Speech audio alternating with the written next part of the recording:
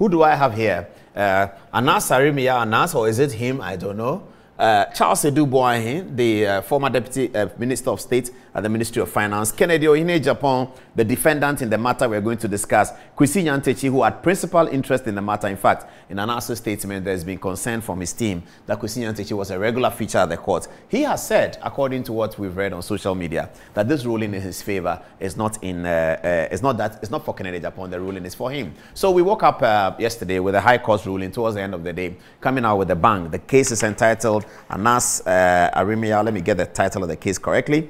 In the Superior Court of Judicature in the High Court of Justice, General Jurisdiction, Accra, the quorum, which means the judge, was Eric Ban, Justice of Appeal, sitting as an additional High Court judge. Oh, I'm just finding that out. My researcher didn't tell me that Justice Ban is a Court of Appeal judge and he sat as an additional High Court judge. Okay. What does that mean, by the way? What does that mean, additional High Court judge? Maybe I have to explain that before we continue. Ana Aremyaw Anas is the plaintiff versus Kennedy Ohine Japan. And here is a judgment, 65-page document that we have been combing through since yesterday.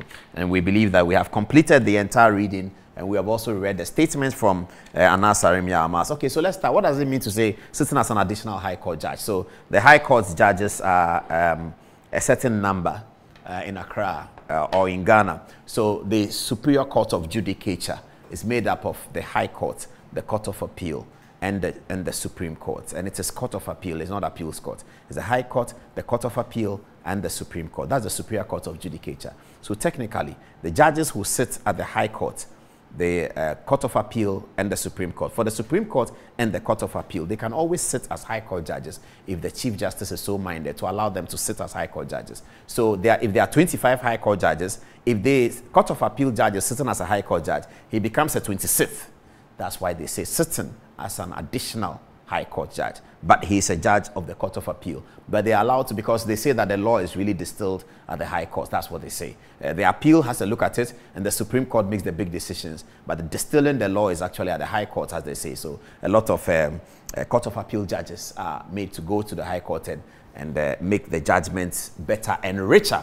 Okay, so now let's get to the case. Why is this important? Because Ana Aremyaw Anas is an important person in this community and in media, global media community. What does he do? He's an investigative journalist. How does he ply his trade? He has been successful in practicing a particular type of investigative journalist where he usually presents a video, an edited documentary of sorts, showing his expose. That's how he does it. He puts the video together himself. The video that Anas usually presents is videos that he has filmed himself. And it is usually videos that he has filmed without the people in the video knowing that he was filming. It is usually a film that contains material that is often either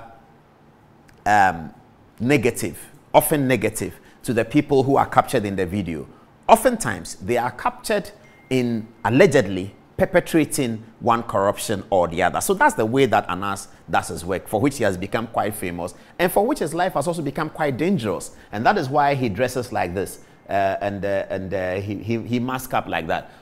So for the people who know him, I hear that they all have nicknames for him. They don't, when you see him in the streets, you can't say Anas. You say Captain Johnson, Commander or something, Edward, something. So you find some name for him so that people around don't know that. You don't see him and say, hey, Anas. No. You see him, you say, Commander Johnson, where have you been? Nobody is going to check and look at who Commander Johnson is. But if you say Anas, everyone is going to turn and say, ah, is that him? So those who know him tell us that they don't actually mention his name. But because of this kind of journalism he carries out, his life has become quite dangerous. So people understand when he sits in, when he dresses up as three people and all of those things. So this is what Anas is being known for.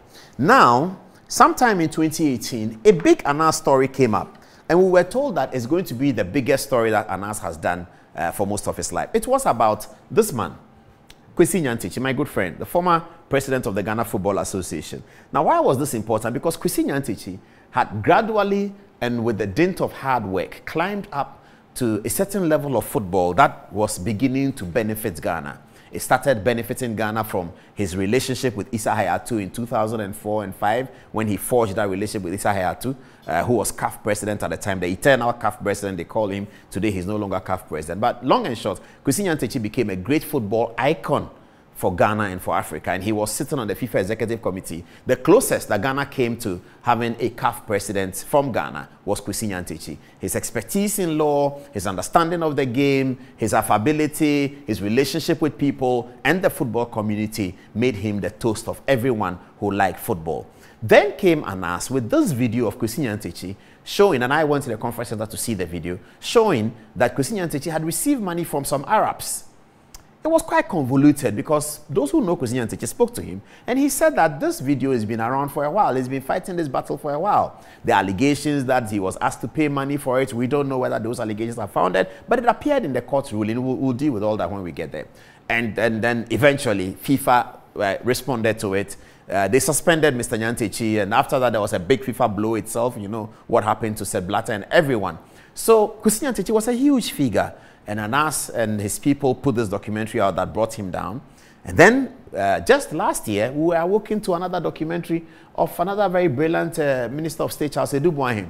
And then we were told that the Kwesi Nyantakyi filming and the Charles Edouboahin filming happened at the same time, and the actors on the Anas side were also the same. At that time, many Ghanaians didn't know that this case was going on in the court. So after the Kwesi Nyantakyi incident, we all know that Kennedy Japan took it upon himself to sort of give us the counter story, and he called it Who Watches the Watchman. He traveled around Ghana and in a few places showing a documentary purported to have been taken, if you like, stolen from Anas's repertoire.